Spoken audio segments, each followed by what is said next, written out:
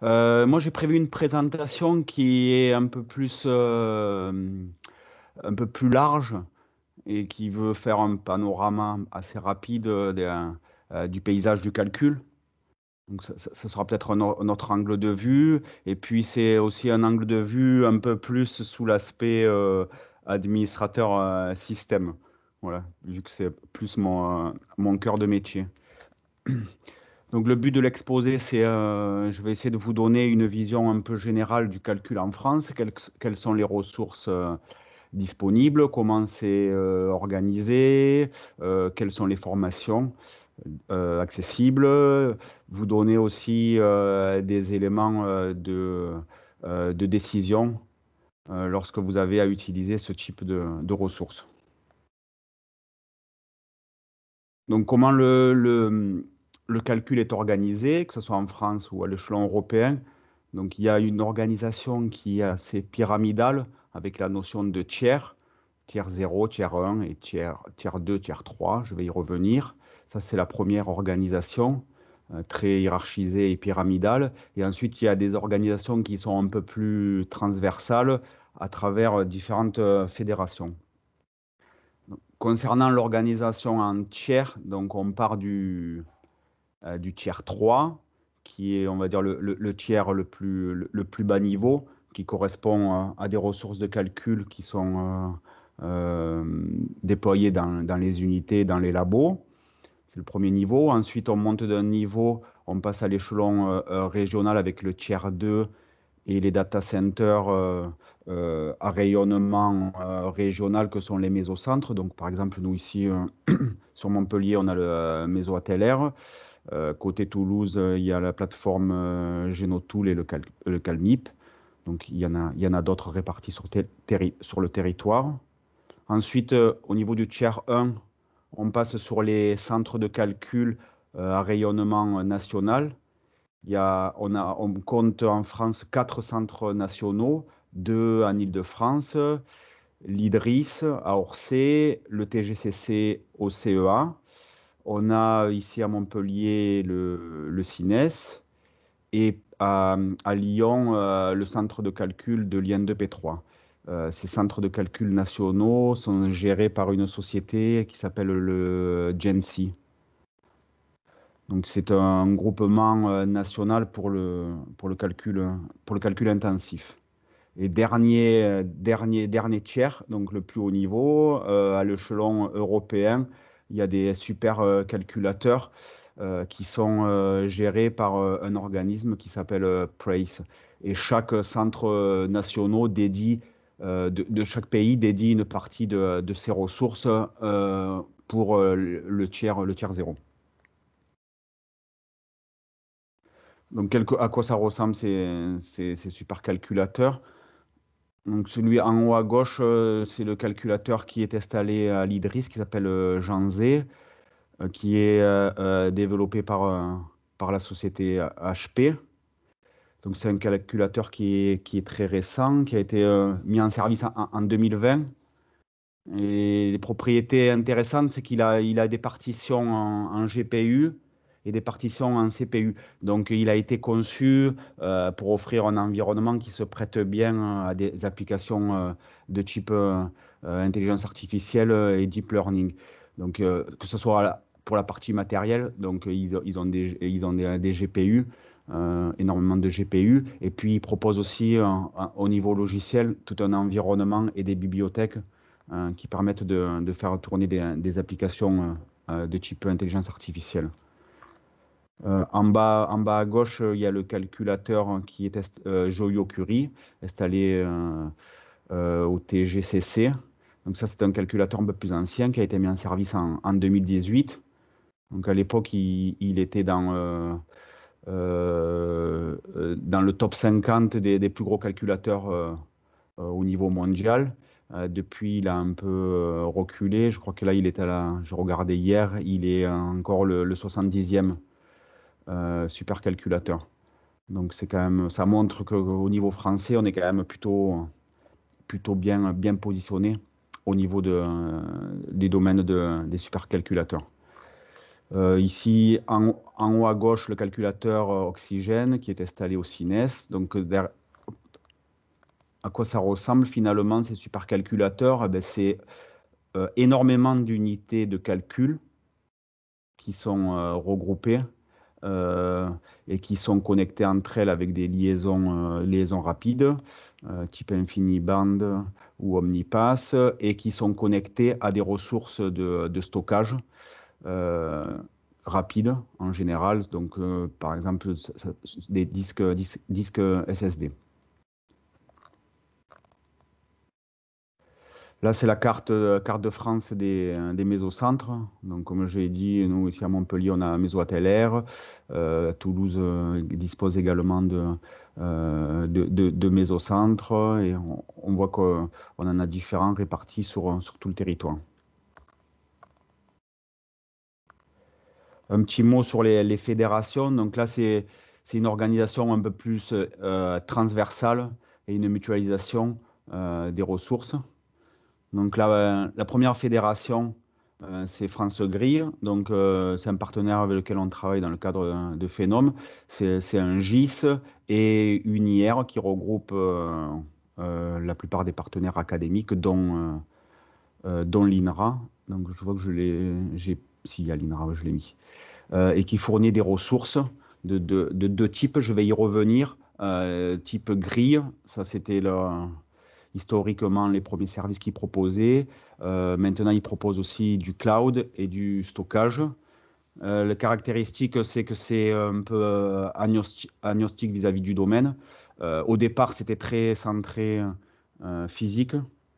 Et maintenant, c'est beaucoup plus ouvert, et notamment ouvert au domaine des sciences de la vie. Et France Grille, c'est le nœud français de la grille européenne EGI. Donc, quelque part, c'est un peu le point d'entrée de cette grille. On a aussi l'IFB, l'Institut français de bioinformatique. Donc, comme son nom l'indique, c'est plus centré sur une communauté qui est la communauté des sciences du vivant et plus particulièrement de la bioinformatique. C'est un projet qui rassemble des plateformes de bioinformatique dépendant là aussi des organismes de recherche publics, des universités, du CIRAD et des instituts Pasteur et Curie. Ensuite, au niveau, donc, David en a un petit peu parlé, au niveau européen, on a un organisme qui fédère tout ça, qui s'appelle l'EGI, European Grid Institute, qui fournit une grille de calcul, une fédération de cloud et qui est ouverte à toutes les communautés de recherche. Et la France est bien représentée dans ce paysage, et notamment à travers France Grille, qui est le nœud français pour cette infra européenne. Donc maintenant, je vais un peu essayer de détailler quels sont les types de ressources auxquelles on a accès à travers ces différents portails. Donc, je vais parler de... Alors, on a accès à des ressources, des serveurs, on a accès à des clusters, grilles, cloud, et puis à des portails de calcul. Donc, première ressource auquel on peut avoir accès, ça marche toujours le partage, oui?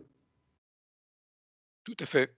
Ah, ok, parce que comme je voyais un écran noir, je ne savais pas si j'étais tout seul ou pas. Donc, premier type de ressource, c'est des serveurs de calcul.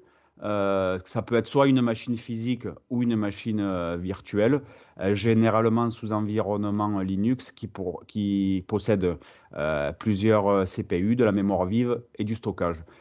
Les programmes, en général, sont lancés via des lignes commandes. On peut lancer plusieurs programmes en parallèle. On n'a pas de limite de temps pour exécuter ces programmes. On y accède à distance via des terminaux, ou on peut également y accéder à distance via un portail web quand l'environnement a été déployé, type environnement web Jupyter ou RStudio. Donc les cas d'usage d'utilisation d'un serveur, c'est quand on veut faire du prototypage, exécuter des logiciels ou des pipelines d'analyse sans limitation de durée. Par contre, on a quand même une limitation sur le nombre de traitements qu'on peut lancer de façon simultanée, puisqu'on est limité par la puissance de calcul qui peut être mise à disposition par le serveur. Et en particulier, en général, on a un nombre de cœurs assez limité sur un serveur. On va dire que l'ordre d'idée, c'est qu'on se retrouve avec des machines avec un nombre de cœurs inférieur à 100. Ce qui est intéressant aussi avec les ressources type serveur, c'est qu'on a une notion d'interactivité. On peut ouvrir un terminal, lancer une console R, lancer une console Python et travailler dessus de façon interactive.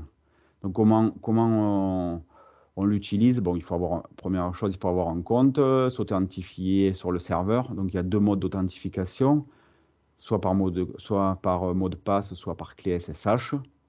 Et ensuite, on s'y connecte de façon distante via des logiciels comme SSH sous Linux ou PuTTY sur Windows. Concernant le transfert de fichiers, il se fait différents protocoles avec différents logiciels. Donc FileZilla, WinSCP si vous êtes sous Windows, CyberDuck si vous êtes sous Mac ou Windows, et en général, si vous êtes sous Linux, plutôt via de la ligne de commande. Ensuite, on a accès à une autre ressource disponible quand on veut faire du calcul. Ce sont les clusters. Donc, les clusters de calcul, c'est un ensemble de machines, aussi appelées nœuds de calcul, qui partagent le même espace de stockage. Donc là, on a accès à un nombre de cœurs plus important par rapport à un serveur. Donc là, on va passer de l'ordre du millier de cœurs. Donc tous ces nœuds de calcul fournissent un environnement de calcul homogène, c'est-à-dire qu'ils fonctionnent avec le même système d'exploitation et les mêmes bibliothèques installées sur tous les nœuds.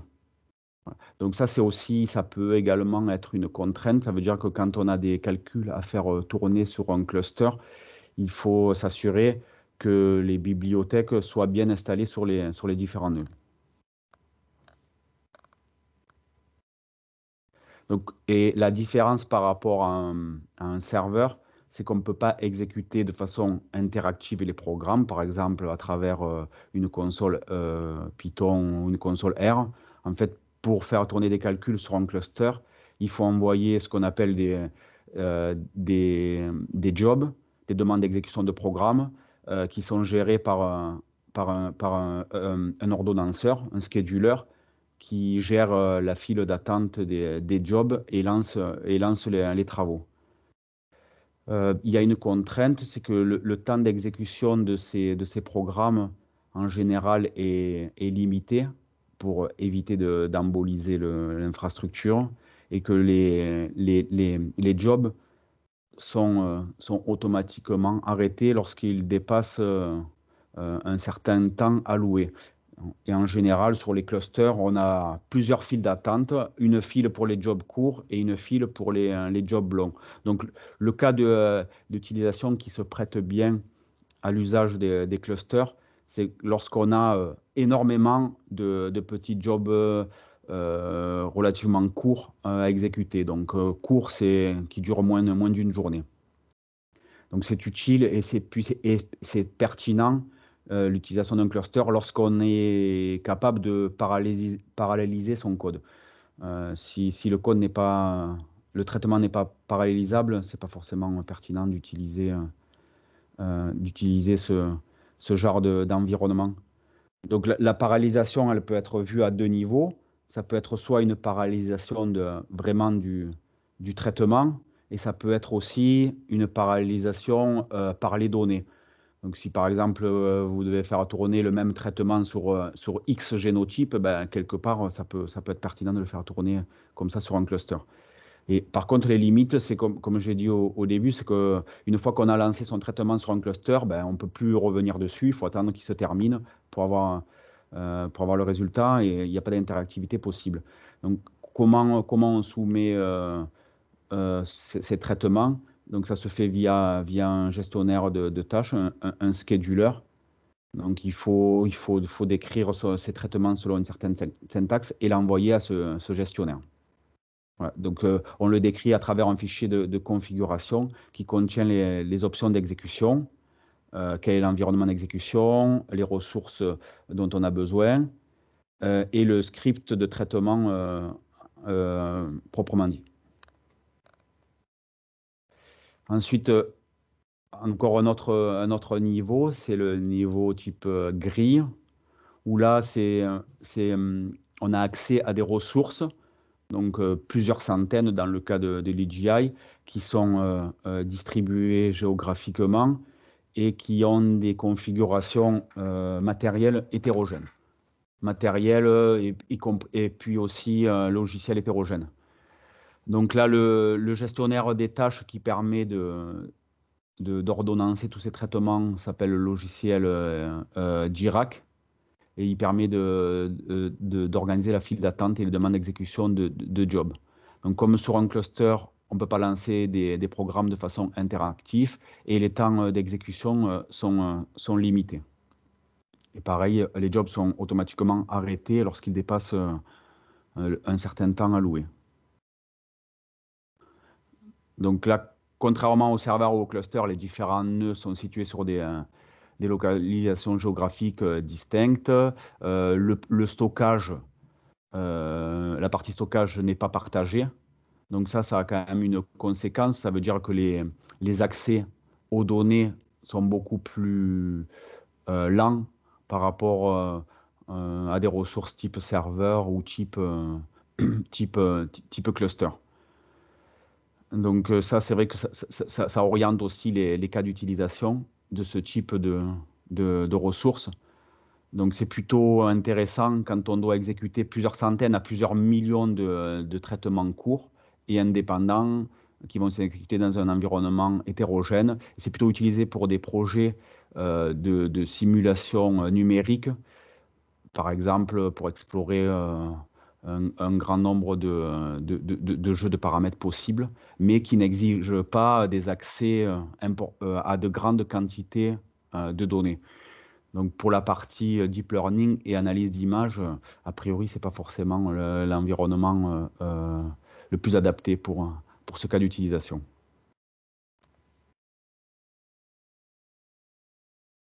On a également des ressources type cloud. Donc, qu'est-ce que le cloud? C'est un ensemble de machines physiques qui permet de fournir du réseau, du calcul et du stockage. Et l'accès à ces ressources se fait à travers des machines virtuelles. Donc, cette notion de virtualisation, ça offre une grande flexibilité. Parce qu'en fait, sur une machine physique, on peut lancer N machines virtuelles avec différents systèmes d'exploitation. Et au-dessus de cette couche de virtualisation, le cloud fournit également un environnement de gestion intégré des ressources. Donc cet environnement, il est accessible à travers une interface web qui permet de provisionner de façon autonome ces machines, que ça permet de provisionner ses espaces de stockage et d'y accéder de façon transparente. Donc l'utilisateur crée lui-même ses machines en se connectant sur un portail web. Il peut sélectionner l'image, ça s'appelle aussi appliance. Donc qu'est-ce qu'une image? En fait, c'est un environnement complet, c'est-à-dire c'est un système d'exploitation. Donc en général, c'est plutôt Linux, mais on peut aussi avoir des machines virtuelles avec du Windows et un ensemble de logiciels préinstallés. Donc, par exemple, sur le cloud de l'IFB, on peut lancer des machines virtuelles avec tout un ensemble de logiciels dédiés à la bioinformatique qui sont déjà préinstallés. Ensuite, une fois qu'on a créé ces machines, comment on peut s'y connecter? Il y a plusieurs façons. comme pour un serveur finalement. On se retrouve dans la même situation que pour un serveur physique ou virtuel. On y accède soit en ligne de commande, soit à travers un navigateur s'il y a l'environnement requis. Donc RStudio, Jupyter, etc. Donc cas d'utilisation, c'est lorsqu'on veut lancer de nombreux logiciels sans limite de temps. Alors ça, c'est vrai dans une certaine mesure parce que l'idée du cloud, c'est qu'il est partagé à travers une communauté d'utilisateurs. Et lorsqu'on n'a plus besoin des ressources, on est censé les libérer pour que d'autres puissent les utiliser. Donc c'est vrai que si une machine ne sert plus, on est censé l'arrêter et la supprimer. On a la possibilité de personnaliser ces machines virtuelles et d'installer les logiciels qu'on veut, parce que l'utilisateur est administrateur de sa machine, et donc il peut installer l'environnement qu'il souhaite. Donc les limites, c'est que on est dépendant quand même du serveur physique qui permet de faire tourner ces machines virtuelles, donc qui lui dispose d'une limite physique en termes de mémoire et de CPU et d'espace disque. Et puis, ça demande aussi des connaissances, un certain nombre de connaissances minimum en administration système. Voilà. Il faut quand même être déjà un peu familier avec des environnements de type Linux.